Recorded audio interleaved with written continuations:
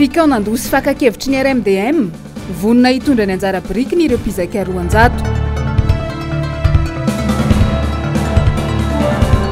Komity ny serasera RMDM, voageja ny asa fanaovan-gazety sy ny fahalalahana amin'ny teny eto.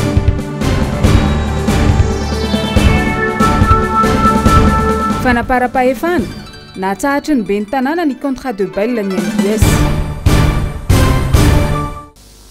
Amin'ny kafaliagna tompoko lasy tompoko vavy nandesinay manolotra ny arahaba sy mitsidika ny tokantrantsika amin'ity matinaly ity alatsinainy fahafolo ny volana aogositra taogno 2024.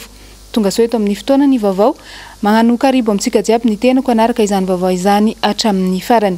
Araka nefa mazatra aloha dia andesina manomboka ny vaovao ny tatitry ny antotanisa mandidina ny valana retina coronavirus tateriny Njavandriamahefa sy Mathieu Princy. Ny ampitelo indray ireo namony ainy androany ary avy eto analamanga avokoa izy ireo. Tafakatra raiky amin'ny 50 izany hatreto ny lavan'ity valana retana ity teto Madagasikara. 70 kosa ny tranga vaovao amin'ny androany ka ny 70 amin'ireo avy eto analamanga avokoa. 12 avy any Poeny, 3 avy any Atsimo Andrefana, 2 avy any Moromania, 1 avy any amin'ny faritry Tasy. Tafakatra 2 sy 3 araka izany nisan'ireo olona voa hatramin'izay nitirany valana retana teto Madagasikara, raha 94 amin'ireo no manaraka fitsaboana ka ny 20 amin'ireo no mitondra ny forma grave. Ny ampy 70 kosa ireo sitrana ka tafakatra 110 ny isan'izy ireo. Raha nitatitra navoaka ny CCO hatrany dia misy 7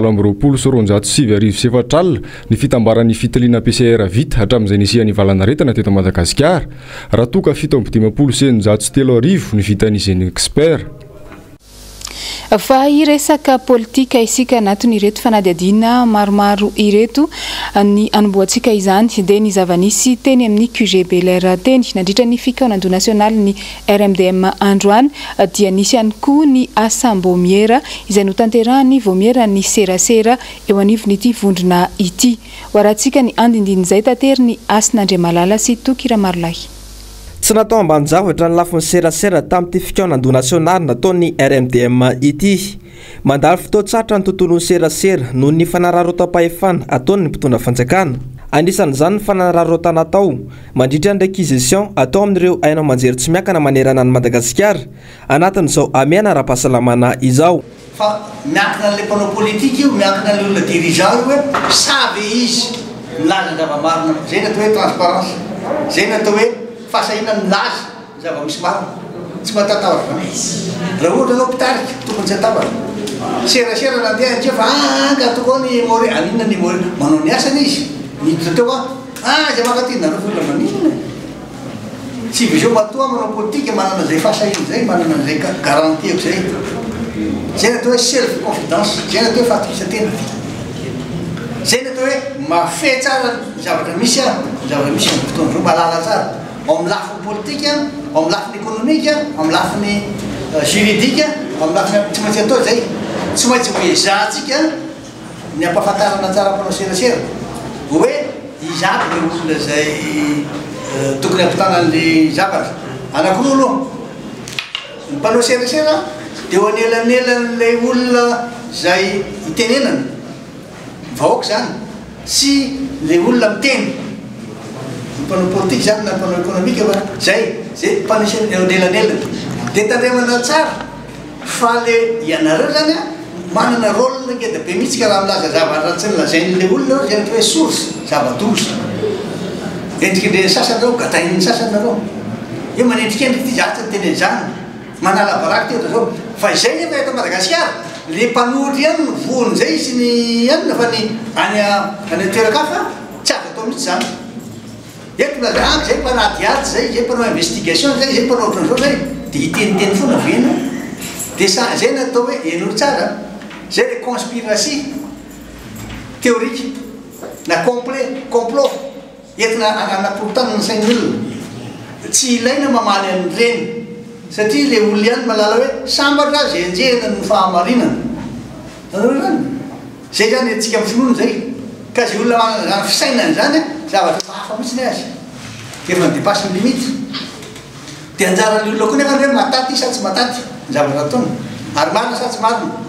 Satria zay le conspiratie conspiratie théorique zay a dia complot izy a zavatra kely nihitany hoe nahitany izy lazainy daholo ray tamin'ray manontolo hoe zao zavatra misy dia amboariny anak'ilay fahaina mandady ao tsy zeny izy mahamenatra ary reny zavatra reny mitranga aty amin'ny tany an-dalam-pandrosoana tsy moa zany tsy hoe an-dalam-pandrosoana fa aty amin'ny tany mahandro. Androany moa no nanatanterahana ny fikaonando nasionaly sy ny fanamariana ihany koa ny fahaheritaona nijoroany ny RMDM teto Madagasikara. Ny filoha nasionaly ny Andriamatoa Marc Ravalomanana no nitarika izany teny Belair androany. Germaine Menjanahary sy Manora Andriamalala no teny antoerana mitatitra ny vaovao. Olona manodidina ny 200 isa izay nahitana filoana antoko, mpanao politika, syndikalista, olom-bofidy, fiarahamonim-pirenena, olon-tsotra ary mpahay lalàna no tonga nandray anjara tamin'ny fikaonando izay nataony RMDM. No mafisina nandritra izany fa izay mahasoa ny vahoaka malagasy no jerena fa tsy antoko politika. Zay tena mahafinaritra eto zany anontanianao aty tolo le antoko politika izay tsy nitovy hevitra tamiko taloha ary dia mahazava be mihitsy resaka resana hoe alors le asony vahoaka malagasy zay tena ilainy dia davintsika fa zay le endriky le olona nasosotra andreo taloha dia miresaka satria raha tsy mametraka manana zay fanatreteny zay fandeferana zay tsy zavatra manje eto misy fandeferana misy fanatretena fa raha ny ampy koa ianao reny milaza mahavita nytretrerety ty dia ataon'ilo atao very. No mafisy ny filoha nasionaly ny RMDM Andriamatoa Marc Ravalomanana atrany fa sahirana ny firenena ary ao anatin'ny krizy tanteraka amin'izao fotoana izao koa ilaina ny fehi-kevitra miaraka mba anavotana ny firenena. Ny zava-dehibe aloha dia ny ananana fahasahina sy ny inisiativana le hevitra ny tsiry tao anaty hoe nda hanao an'izao tsika ao anatin'ny toedra raha misy eto firenena ka na dia sarotra ary na natanterahana azy dia fahasahina anao andrisy aloha zavatra lehibe dia misaotra n'Andriamanitra fa tonga daholo ny olona zao feno le hevitra zay nomanina dia rehefa felan'ireo hevitra dia nomanina reo dia mieno azy ao any ambony ny mpanao politika dia ozy izy mpanao politika izay dia natao mihitsy zay asahirana anay afebranay satria amin'izao état d'urgence nanisy efa-bolana tapaka fatao ny diany hoe tapaka zany tsisy tsony fotsy dia noho izany zao no mahatonga anay sisy dia natao mihitsy azy na koa ny sasany tamin'izy ireo gadraina na ampitahorina dia matavatra tsisy tsony le atoko politika zany efa manomboka amin'ny tsisy tsony dia anjakan'izay ny état autoritaire rehefa avy eo na makany amin'ny lalan'ny fanjakana tsy lefesy mandidy. Tazana ny fisiana mpitandro filaminana teo ivelan'ny toeram-pivoriana saingy ny lamina tanteraka ny rehetra voaja ny fepetra ara-pahasalamana satria noferina tsy mihoatra ny 50 ny mpivory isaky ny efitrano. Santatra mbavarana ihany izao raha ny fanazavana. Fa nandritra ny fiaonana tamin'ny mpanao gazety androany izay nataony filoha Marc Ravalomanana teny Belair dia naneho ny heviny izy manoloana ny fisian'ny korotana vokatry ny fizarana ireo fanampiana atao eto amintsika amin'izao. Mbola Germaine Menjanahary hatrany mitatitra izay vaovao izay eo amin'ny sariny Manora Andriamalala. Isan'ny fampanantenana nataon'ny filoham-pirenena ankehitriny nandritra ny fampelezan-keviny ny décentralisation na ny fitsinjaram-pahefana tena izy eto Madagasikara. Tsikaritra nefa ny tsy fisiny zany indrindra fa tamin'ny fizarana fanampiana ao anatiny amiana izao. Ny mpitantana eny fotony anefa no anliana andraikitra rehefa misy ny tsy fahombiazana. Loza tena tsy hitako zay tenenina hono ary olona zany lehibe ny fokotany zany igny olona tsongaina atao anatin'ilay fokotany izy tsy olona niofana nanao lehibe na fokotany izy fa anjaranao mampiofana azy anjaranao mahafantatra hoe tia ny asa indreketanao dia ataontsika hoe job description anao na tia no rôle anao zay zany rôle anao masia fokotany anao ary tia ny responsabilité anao aza fangaro mihitsy natao hoe rôle sy responsabilité. Ny chef fokotany dia natao fotsiny izy hoe isolotena ny vahoaka représentant le vahoaka an'le fokotany fa tsy responsabilité zay tsy nampahafantarana azy zavatra mitranga. Dia reny le lazaiko hoe honnêteté intellectuelle ny mpitondro raha manana zay honnêteté intellectuelle zay izy tsy manabatibaty an'ireny olonireny ary raha ray aman-dreny ny firenena ianao tsy anjaranao mihitsy midezaonao re olona na hoe manalabaraka olona ray aman-dreny ianao zany a dia manaja azy tsara fa tsy midina many ireny da nalabaraka sy fokotany. Momba ny fifehezana ny coronavirus eto Madagasikara kosa dia naneho ny heviny sy nitondra ny sosikeviny manoloana izay androany ny filoha Marc Ravalomanana. Germain Omenjana Ary, Tahiriny Aina Ranarinirin. Na dia nilaza aza ny filoham-pirenena omaly fa efa nitratra ny pika dia mbola mitohy ny fisian'ny olona vaovao mitondra ny tsy mikaretina Covid-19 eto Madagasikara amin'izao fotoana izao. Aretina no atrehana. Noho izany dia tokony omena sehatra ny manam-pahaizana manokana momba izany fa tsy afangaro politika. Fatany tsara ve ny zavatra atao sy ny zavatra hitranga. Nilaza fa hoe amin'ny volana amin'ny farany volana dia hanao examen ny ankizy amin'ny septambra. Tombatomban'ny daholo iny fa tsy miainga da base scientifique. Tsisy base ny aingana nilazana fa mifarana amin'ny volana août ary tsy mbola tratra zany ny pika eto. Raha ohatra hoe tratra ny pika dia mba fantatra daholo izao ny olona natao testa, izao ny olona afa manomboka ty salama dia hita zay. Fa mipika izao izy vao tena hiakatra. Zay ny fahitako azy. Fa tombatomba ny ainga tamin'iny ary hoe base ny anina scientifique nanana base de données nanaovany azy dia mety ny atao hoe état d'urgence toy izy foana hoe sanitaire. Satria misy be dia état d'urgence hoe nisy cataclysme atao anitranga nisy ihany dia ohatra any à Beyrouth tonga dia nisy état d'urgence satria mipoaka le bombe dia namonjy daholo firenena rehetra. Dia le état d'urgence sanitaire eto amintsika tokony tsy politigena mihitsy. Dépolitigena io zany.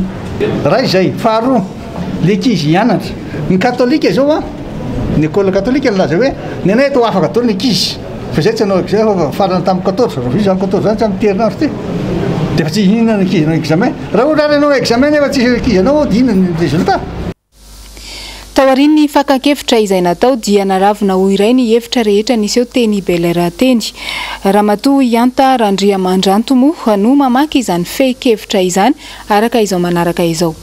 Ny fitiavam-pirenena mifanohitra mampatsiahy ny andininy fahafolo ao amin'ny lalam-panorenana ny fahalalana maneho hevitra sy ny teny, ny fahalalana eo amin'ny fifandraisana, ny fahalalana manao gazety, ny fahalalana hiditra amin'ny fikambanana na hanorina fikambanana, ny fahalalana ivory malalaka, ny fahalalana mivezivezy, ny fahalalana amin'ny fieritreretana sy amin'ny finoana dia samy antohana ho an'ny rehetra ary tsy azo ferana raha tsy hoe ho fanajana ny fahalalana sy ny zoiny hafa. Mampatsiahy ny andininy faha-14 fehitsoratra fahadimy ao amin'ny lalam-panorenana. Ny lalam-panorenana no miantoka ny zo hijoro mpanohitra amin'ny fomba demokratika. Manamafy ny fijoroanay amin'ny fandraisana anjara miady amin'ny fianaky ny valanaretina Covid-19 eto Madagasikara ho fiarovana ny tombontsoan'ny fahasalaman'ny vahoaka malagasy. Manambara ampahebe maso ny fandraisanay amin'izay eo amin'ny ady amin'ny valanaretina coronavirus izay iarahana amin'ny vahoaka malagasy tsy ankanavana ka atao ao anatin'ny firaisan-kina firenena. Noho izany ny RMDM sy mpanohitra rehetra dia manamelika ny tsy fisian'ny demokrasia sy ny tsy fanajana ny zon'olombelona ary ny tany tsy tandalana izay nodradradrandray ny mpitondra ankehitriny netiny nagalana ny fahefana. Manamelika ny fampiasana ny fitsarana sy ny folo anda ho an'ny tombontsoan'ny mpitondra raha mba hanaovana erim-pamoretana. Mitaky tsy misy fepetra ny fanalalana ny asa fanaovan-gazety sy ny fahafahan'ny mpanohatra maneho hevitra amin'ny aina ao manjery mpanjakana. ao anatin'ny finiavana sy fanajana ireo fehi-kevitra ireo ny mpanohitra tsy ankanavaka dia miantso hetsika lehibe aorian'ny fihiboana. Impodianantsika any amin'ny fiafarany ity vaovao ity ny momba n'ireo fehi-kevitra isaky ny vaomiera enina teny Belera teny fa lafo vaovao hafa kosa androany maraina dia tonga teto amin'ny MBS Anosipatrana ny huissier de justice nanatitra ny taratasy avy any amin'ny ben'ny tanàna n'Antananarivo renivohitra. Hoaratsika ny andindiny izay vaovao izay tateriny Mirado Rabenjamina sy Tahiriny Ana Ranarynirina. Ity no taratasy nosiniavin'ny ben'ny tanàna Nainandriatsitoaina ny 30 Jolay lasa teo izay nampanateriny ny huissier de justice taty amin'ny foibetoerany MBS Anosipatrana. Ity taratasy ity dia manatsahatra ny contrat de bail ny fanaovan'ny MBS sy ny commune Antananarivo renivohitra ny 7 Aogositra 2024 momba ny fanofana ny tanin'ny commune eto Anosipatrana. Usage personnel no antony ambara anatin'ilay fampitsarana tampoka ity fifanarahana ity izay tsy nisy nahalala azy avokoa na ireo filakevitra munisipaly aza. Tsara ny mampafantatra fa efa nisy ny fanamafisana ity contrat de bail ity ny 1 Martsa 2024 arak'ity taratasy mazava ity fa dia ninina tsy nasiana vidiny akory. Mazava tsara mantsy ny vokatry ny fifanarahana fa tsy fandoavana ny ofan'ny toerana ihany no azo ampiatona ny fifanarahana saingy ninina ny fafana sinoadinony zany. Tsy fantatra mazava moa no antony ity fanapahan-kevitra ny ben'ny tanàna ity. Ny tsapa aloha dia karazana fanapara-pahefana ihany ary azo heverina fa misy ifandraisany amin'ny tontolo politika misy amin'izao fotoana izao. Satria ve mitarika ny mpanohitra ny filoha Marc Ravalomanana dia anaovana antso-jay ny fananany. Tena lahara-pamehana ve izao fanapahan-kevitra izao amin'izao krizy ara-pahasalamana misy eto Madagasikara izao. Tsy mandray lesona amin'ny zava-misy eto Madagasikara mihitsy ve ny mpitondra. Nisy fahasahina mihitsy nataony ben'ny tanàna n'Antananarivo milaza amin'ireo tsara eno tsara. Laza hoe président contrat de bail any amin'ny MBS izy. Zany tsy anatin'ny MBS marika zany créé io. Satria motif hoe de reprise pour usage personnel. Nampiasaiko azy fotsiny hoe motif zany de reprise pour usage nahoana. Fa fahasahina koa ianareo manao an'izany. Mbo mahay lalàna ihany ianareo sa tsy mahay lalàna sa dia milasa mera ho azy tao. Mera mbola mandalana ny conseil d'État raha miresaka hoe zao doubloniste descendre tena zany dia mera. Tena miresaka aminao mihitsy tena mivantana direct mihitsy iresana an'izany. Ary miresaka mihitsy hoe tokony tsisy atao raha zany hitantsika ela vonany eo. Fa sa ianao mba tonga atao manao an'izany zavatra fahasahina tsy tokony atao zany.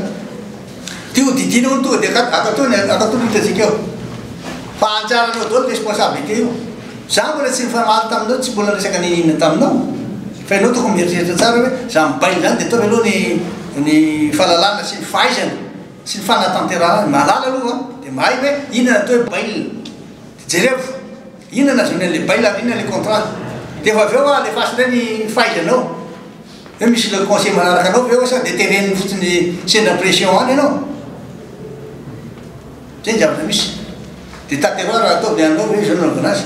Raha mbola tamy misy lalàna koa tia tsy possible zany. Ary tsy mijanona atreto fotsiny fa hitantsika sur le plan international. Dia ndataka tony ara vasahanao zany ben'ny tanàna. Matoa amin'ny tena anareo zany fangaho a MBS tsy mba manaraka tsara an'izay réquisition na fampitanan'ireny vaovao reny. Ga nareo tsy mampita fanontaniana apetraka fotsiny zany a. Eto mahita zany lazainareo usage personnel. Mampita hitako miteny ihany izy hoe mampita ny tenin'ny filohan'ny république amin'ny ray na le an'ireny zay andavanareo azy. Fa fampiresana raha ho any za tsy hita détail an'izany fa tsy rôloko zany. Ny rôloko fotsiny dia mampafantatra ny international hoe aty aminay a dia mbola zao zavatra mitranga tsy gagy ianareo raha mahita Madagasikara 3 manitra indrindra na 4 manitra indrindra eran-tany. Satria le mpitondra mihitsy tsy malala tsy manaja tsara zay tika tsy manana ny esprit na homme d'État. Eo amin'ny vaovaony sosialy efatrandro no nomen'ny fitondram-panjakana anaovana ny fanisana isan-tokantrano mialohan'ny verenana izarana indray an'ireo fanampiana. Aiza ho aiza ny fanatanterahana an'izay fanisana izay. Tahaka izao ny fanadihadiana nataony Jessica Miray teny amina fokotany iray niarahany salata amin'ny Toky Ramarola sy Andry Rakotomalala. Ny alakamisy faha 9 volana Aogositra teo no laza ny fanjakana fa isy ny fanisana ny isan-tokantrano amin'ny fizarana fanampiana. Ka nahato aloha ny fizarana. efatrandro ny fiam-potoana nilazana fa hanaovana izay fanisana izay ka anomboka rahampiso indray ny fizarana raha ho an'ny fokotany manarotsoatsinanana manokana izay misy faritra 5 ary tokantrano maherin'ny 2 arivo dia faritra ray no mbola vitan'izy ireo tanteraka tamin'ny fotoana nandalovana teny an-toerana io maraina io ny efatrandro anefa mifarana androany tamin'ny zoma fa 7 volana o zany nanomboka ny recensementanay dia ny atreto aloha zany mbola misy tokantrano maromaro vitsivitsy mbola tsy vita ny olana kely tamin'ny voalohany ny tsy fisiny tsy dia fatoavany maro tonga teto aminay dia somary nisy fiandrasana kely ihany raha ho an'ity fokotany ity manokana saika ny 590 ny tokantrano dia sahirana avokoa tsy mbola nandray ny fanampiana nojarain'ny fanjakana farany teo izy ireo 530 amin'ny tokantrano kosa no nisitraka ny fanampiana teo aloha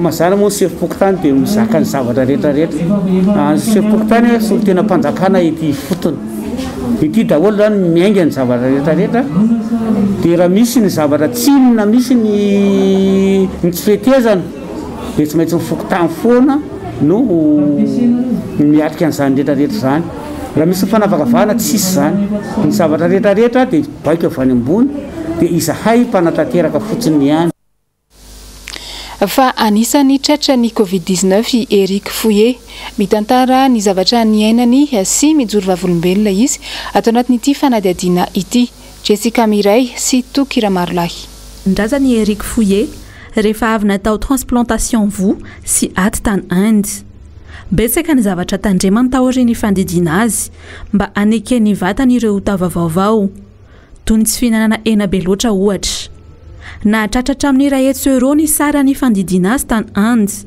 ny vadiny no nanomeny vo raha andralahany kosa no nanomeny aty naharitra herintaona mahery izy no nitsabo tena tany Inde raha vao naheno ny fisiany valana retina covid-19 izy na dia tsy mbola tonga teto Madagasikara azy dia efa nitandrina mafy no izy tafiditra ao anatin'ireo olona azo lazaina fa marefo dia efa nanomboka oktobra ny tonga teto efa tamin'izany efa nanao cache-bouche manao gant manao rehetrarehetra dia efa memezan'ny olona rehetra tamin'izany mbola misy peste angaha dia rehefa avy eo no nandrehendrehtra ty aririnany kafa tonga eto ny corona zao manao mangala tahaka daholo dia nisy any tompoko dray nareo tompoko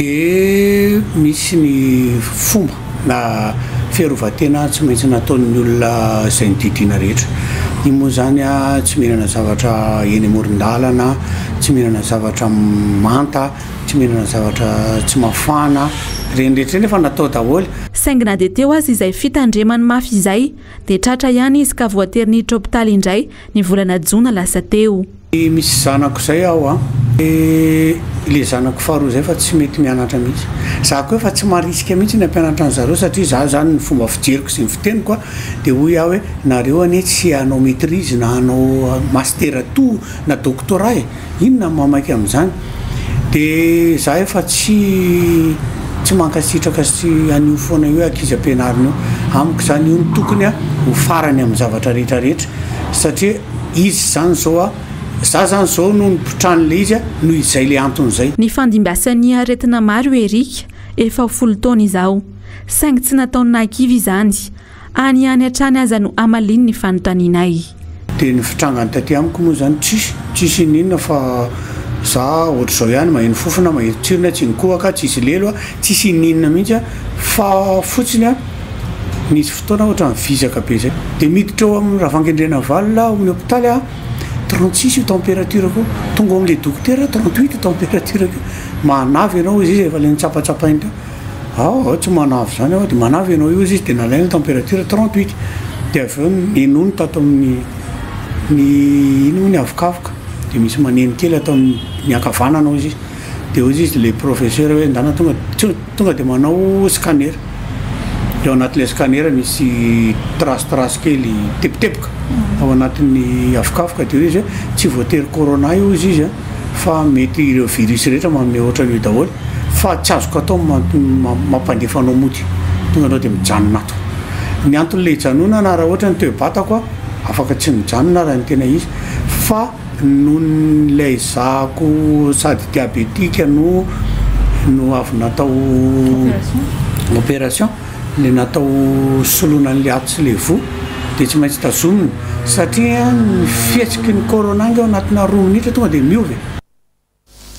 Iresaka vaovao hafa isika atao anatin'ity fanadihadiana manaraka ity. Daty anisan'ny manandanja eto amin'ny tantaran'ny firenena ny 10 volana aogositra androany.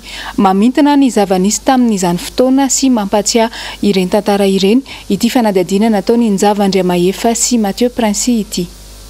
10 aogositra 2027 10 aogositra 2024 feno 7 taona androany ny diabean'ny fahafana nataon'ny vahoaka teny amin'ny lampa-panjakana Iavoloha izay notarian'ny Irivelona Rasalama.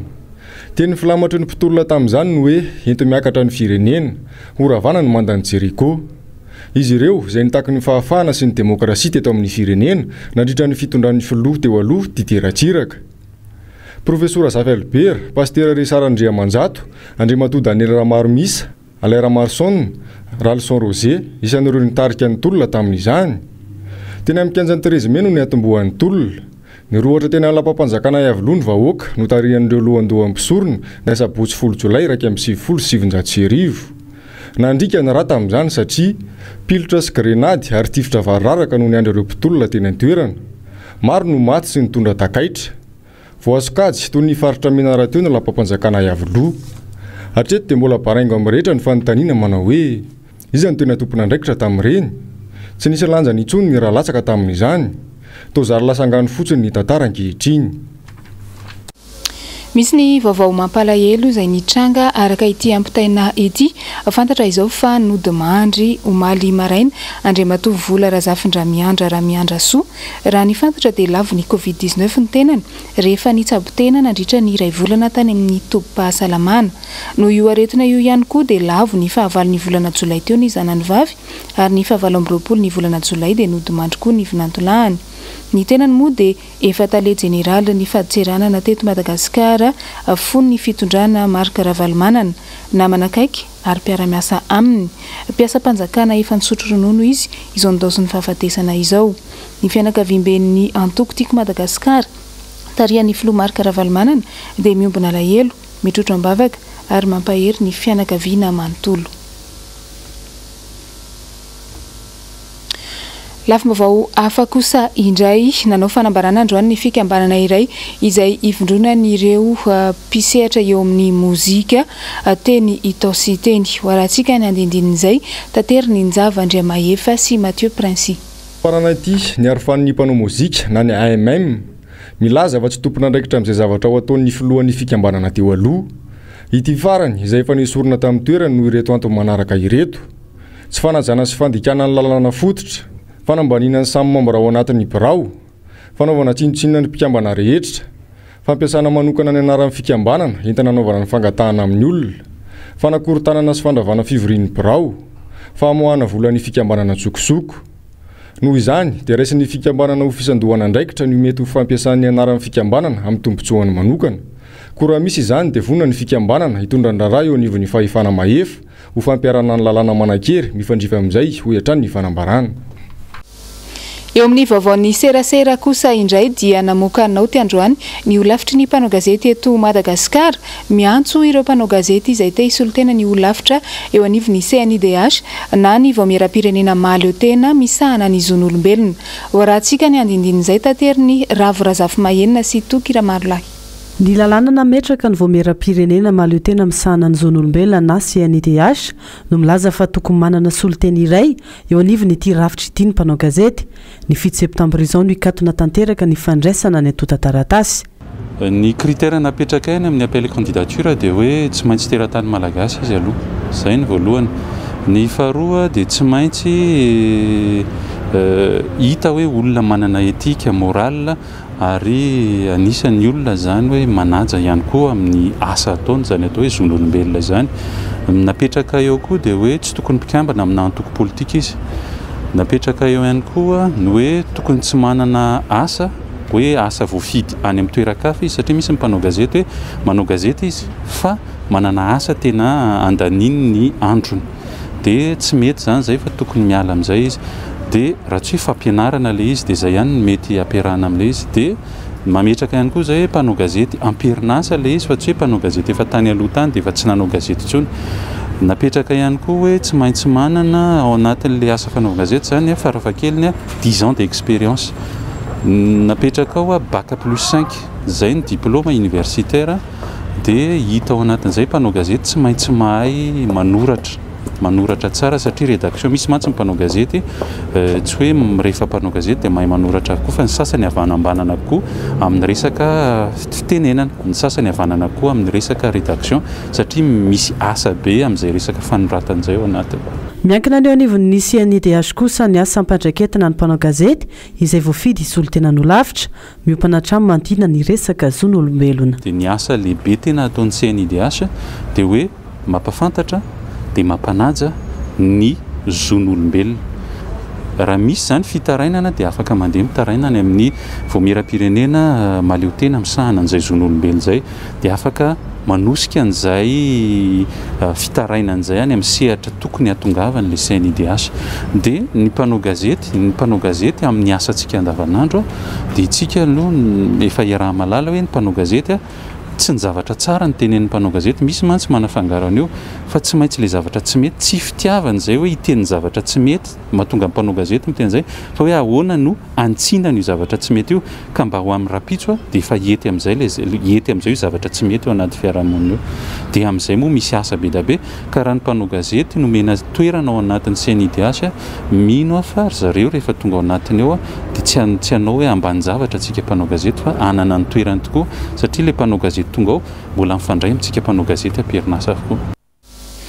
Fa tsy diso anjara tamin'ny fakakefitra izay notanterahana teny Belera androany ny momba ny tontolo ny toe-karena izay tsapa fa mitotongana tokoa amin'izao fotoana izao. Tahaka izao ary ny akony izay Asambao-miera mandidina ny toe-karena izay tateriny Asin'Andriamalala sy tahiriny ana ranariny iriny. Tsapa ary raha mahita fa tsy misy paikady sy fandaminana mihitsy ny lafin'ny ara-toe-karena izay mitotongana izay tsy izy eto Madagasikara. Very fanambola verina ireo sehatra tsy miankina amin'ny tsify sy ny fifanampiana avy amin'ny mpitondra fanjakana. Ireo sehatra tsy miankina ireo anefa no tena mamorona ny asa eto amintsika. Marina fampisedra olana ny firenena kanefa izany olana izany dia tsy maintsy arahana mama fa tsy afaka ny andidirery ny mpitondra fanjakana. Tena tokony manana izay volonté hiasa hiaraka amin'ny firenena rehetra inona sehatra misy azy hiasa aminy hiaro mivoaka amin'ny insécurité misy amin'ny sécurité hiaro mivoaka amin'ireny tosy ireny mba ampiaraka amin'ny confinement sy amin'ireny tsy tokony ataony ampiasa araka izay tokony izy le vola omena amin'ny mesure d'accompagnement mba ahafahandray mba misurvivre zay miteny survivre fa ny tena ayamantsy amin'ny fotoana le fikatonan'ilay orinasa zay tokony zay fikatona ary indrindra le absence le coopération entre le gouvernement sy le opérateur économique ohatrina vide vanille taloha tany savatra efa tsy lasaka ny 3 millions amin'izao fotoana zao raha be indrindra millions lasaka ny akory dia jereva anosy be ny resahako anosy be tena velona tanteraka 100% na 90% amina resaka tourisme reny chauffeur taxi reny chauffeur bus reny mpanasa reny azo daholo amin'izao fotoana zao fa tsisy resaka be fotsiny tsy aloha tena mijaly nosy be satria tourisme azy tena nivona ary izy nosy tefa manao n'in'iny mijaly tena mijaly jerena fotsiny reny hoe misy to reny amidiny na misy produit mba hodiny misy tsy manao tsy zay ny zavatra misy za zany tokony tsy maintsy afatana tsara dia ahoana ary tokony atao tsy maintsy mandray décision agnana be tena décision unilatérale mihitsy tsy maintsy manao zany décision zany tsika hoe ahoana tena ahafahana miasa miaraka amin'ireny olondray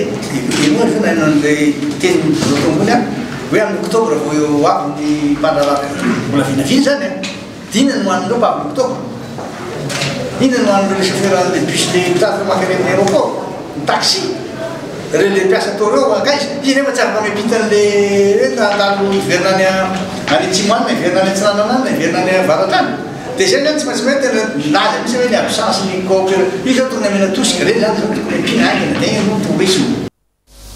araka nefa nolazainanao tany am-piandohana dia ho arahantsika izao ny fehi-kevitra isaka ny vaomiera miisa enina izay tateriny Germain no menjanahary sy Manora Andriamalala. Naharitra ora maro ny fikoanandoha izay niarahany RMDM sy ireo hery-velona rehetra eto amin'ny firenena. Samy nahitana solotena avokoa ny faritra 2020. Ny zara enina miavaka tsara ny komisiona nandritra izany. Ho an'ny voamerany fahasalamana dia takiny izy ireo ny tsy ampifangarona ny politika sy ny fitsaboana. Raha ny fahalalany ny aino manjerim-panjakana ny eo amin'ny serasera. Ny tsy fahaiza mitarika ny mpitondra ankehitriny ny tao amin'ny politika. Ny fampiaran-dalana tsy mitanila ny eo amin'ny sehatry ny lalàna. Ny fiainany ara-sosialy ary ny fanatsarana ny toe-karena ny Madagasikara. Firakitana an-tsoratra avy amin'ny voameran'ny fahasalamana. Rehefa nodiniana dia misy lesika amin'ny fandraisana an-tanana. Tsaraka ny tenin'ny filohan'ny repoblika teo izany dia azo sokajiana eo amin'ny fitiliana sy eo amin'ny fandraisana ny marary tsirairay. Eo amin'ny fitiliana tsy ampy ny fitaovana ahafahan'ny olona manao fitiliana toy ny PCR, TODR, ny TODR, test d'orientation de diagnostic rapide, TDR, ny sérologie, dia madisy tanteraka ny fandraisana andraikitra an-tanana amin'ny fitsaboana. Eo fandraisana an-tanana amin'ny marary. Ilaina fananana concentrateur d'oxygène.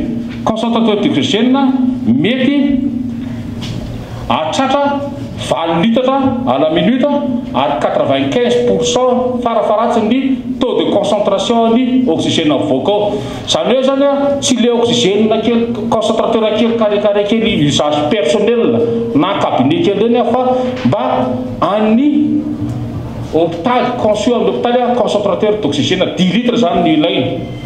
Io andraisana ny olona voan'ny insuffisance respiratoire sévère ka dia mila miaraka amin'ny lunette zany.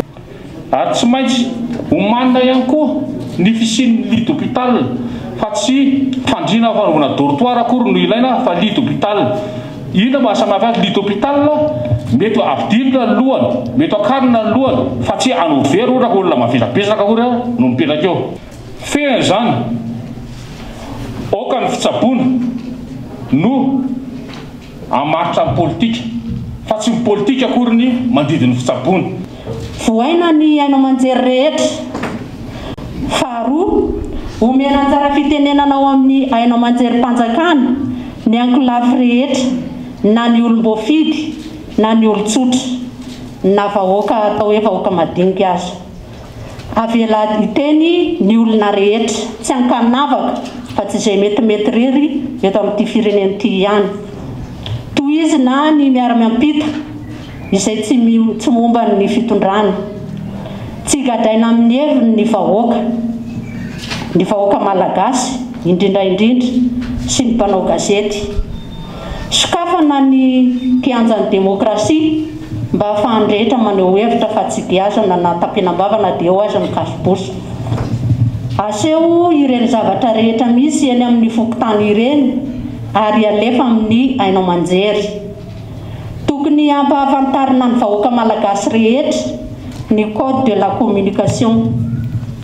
Vaovao matotra, voapirofo sady marina ary voafehy no omena ny vahoaka fa tsy izay metimety amiko sy ny fihevitro na ny fisainako. Zo ny vahoaka malagasy tsirairay avy no mahazo vaovao marina sy maneho izany amin'ny fitaovan-tserasera rehetra fa kosa voafehy lalàna iraisana. Tsy misy azo antenena intsony amin'ity fitondrana misy etyty. Maro ny fampanantenana izay nentiny izany fitondrana izany kanefa dia tsy misy tanteraka izany fampanantenana sy atao hoe fampanofisana ny vahoaka malagasy izany. Faharoa, mila miray hevitra isika mpanohitra mba ho feo ray no imbonantsika menakavy. Fahatelo, mila ajoro hatreny fotony ny rafitra RMDM.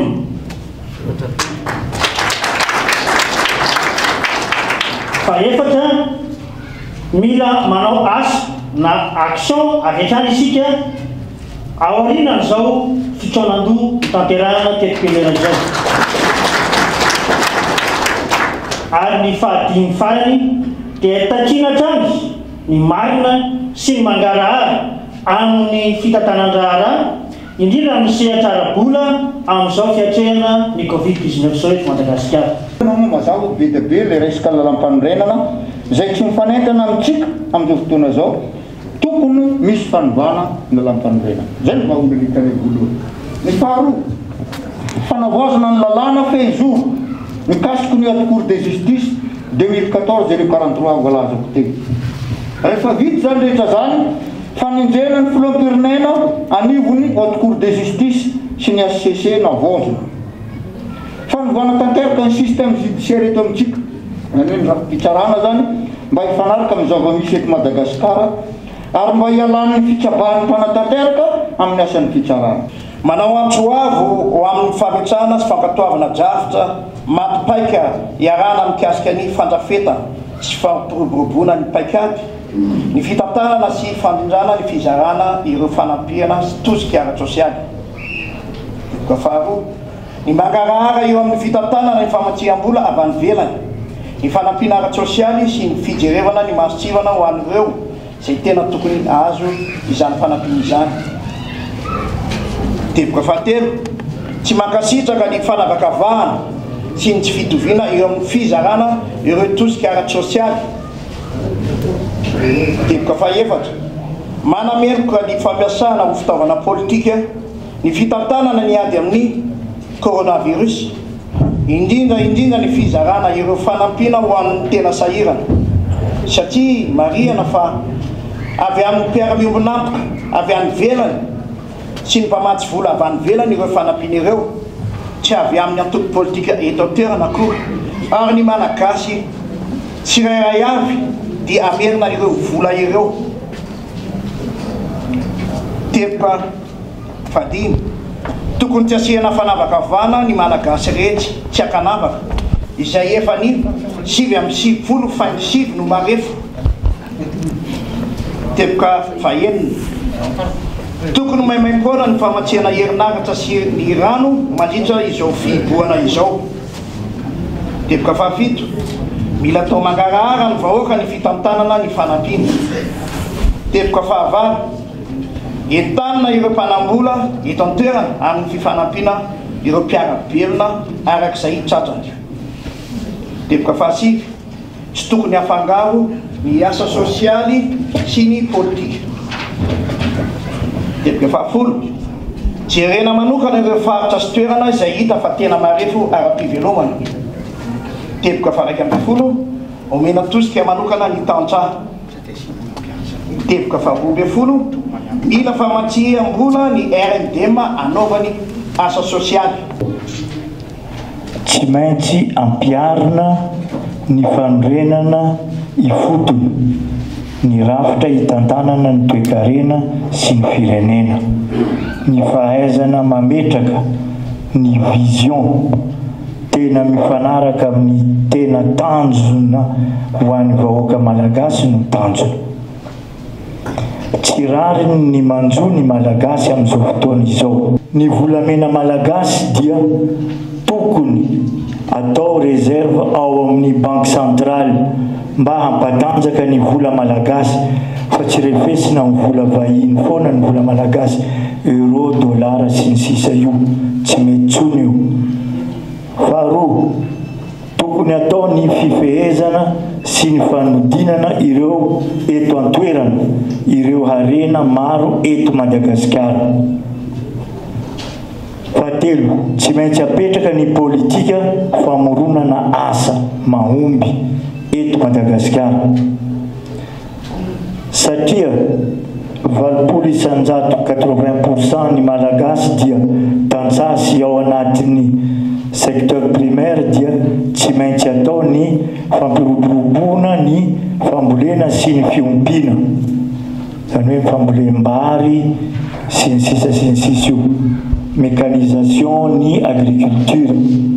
Fantatra fa maro ny engin mavita hectare maro anatin'ny adiny iray olona ray ihany tondra azy fa tsy azo ampidirina eto amintsika zany ny lalàna no tsy mety.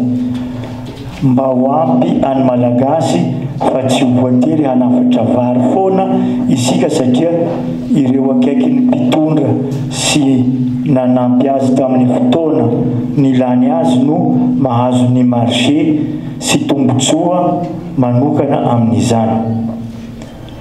Fahadimy, tsy maintsy hatsangana ny banky na ireo banky ho an'ny fampandrosoana. Tsy ampidirina ao anaty lalam-panorenana koa ireo toromarika sy lalàna mikasika ny toe-karena zay mbola tsy misy mandrakity androany. Fa anisan'ny andro malaza ihany koa ity fafolo ny volana aogositra ity satria nitsingerin' andro sahady ny faheritaona ny joroana tamin'ny fomba ofisialy ny RMDM na ny rodobe ny mpanohitra ho an'ny demokrasia eto Madagasikara. Nisy ny fanamariana izany teny amin'ny fibetoerany teny Belera androany.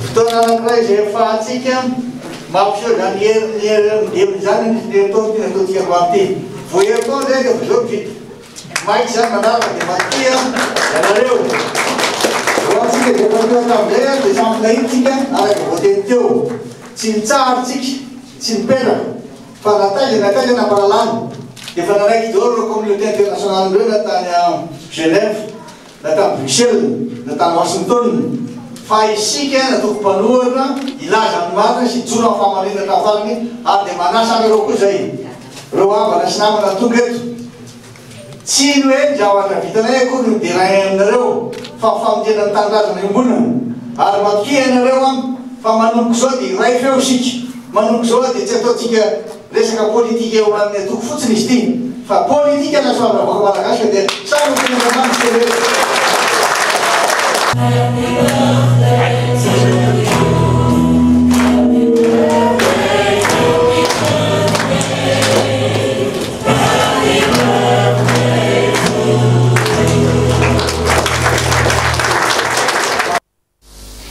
fa izay ihany koa no hidirantsika amin'ireo vaovao sy maresaka any ivelany taorian'ny fipoahana matsiravina izay nitranga tany Liban tamin'ny herinandro lasa teo dia efa indromy antaona sahady izay no nisin'ny etsy-bahoaka tany antoerana. Rina Fanirisoa sy Mathieu Prince no nanangona izay vaovao izay. Manoloana ilay vony niatra tamponina tao Beyrouth tamin'ny herinandro lasa teo tsy nankasitraka ny fomba fitantanan'ny filoha tany antoerana ny mponina. Efatra amin'ny asabotsy lasa teo no nisy ny hetsika nataondreto vahoaka ireto. Izany moa dia mitaky ny alan'ny gouvernemanta manontolo mihitsy. Omaly alahady indray vahoaka n'Arivo no tonga teo amin'ny kianjan'ny parlemanta. Nosakana ny mpitandro ny filaminana nefa ny hetsika saika ataon'izy ireo ka teo indrindra no raikitra ny savorovory teo amin'ny rotonta. Nitorabato ny mpitandro ny filaminana ny vahoaka tsy maintsy nampiasa bomba mandatsa-dranomasy ireto farany mba hanaparitahana ny vahoaka marobe. Ampolo no naratra tao anatin'izany. Vokatra izany indrindra nametra-pialana ny ministry ny tontolo iainana sy ny fandrosoana Damiano Katara Omaly. Androany indray nametra-pialana ihany koa ny ministry ny serasera Manala Abdel Samad.